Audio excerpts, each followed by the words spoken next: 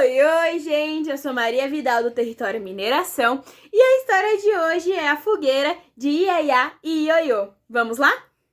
Dona Maria era mãe de Iaiá e Ioiô.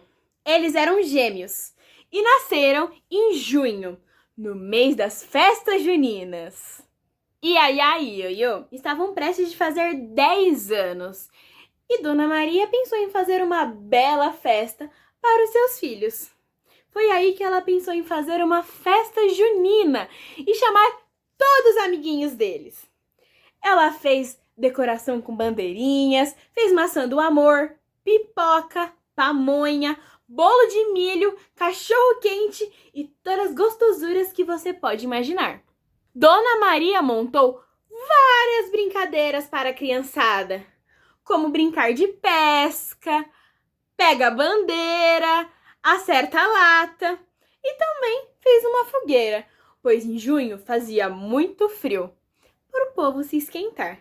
Fez uma fogueira grande para os adultos e uma pequenininha para as crianças.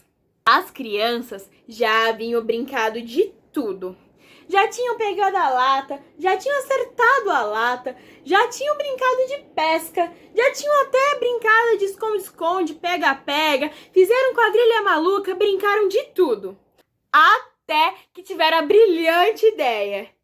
E se os aniversariantes pularem a fogueira? Foi aí que inventaram uma música que eu tenho quase certeza que vocês conhecem. Eu vou lá e já volto pra gente cantar essa música, hein? Pula fogueira, iaiá. Pula fogueira, ioiô. Cuidado para não se queimar.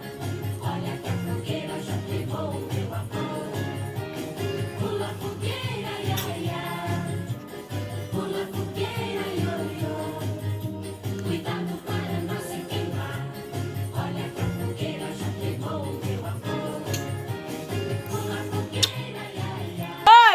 Oi, gente, eu sou Maria Vidal do Território Mineração e a contação de história de hoje foi em clima de festa junina.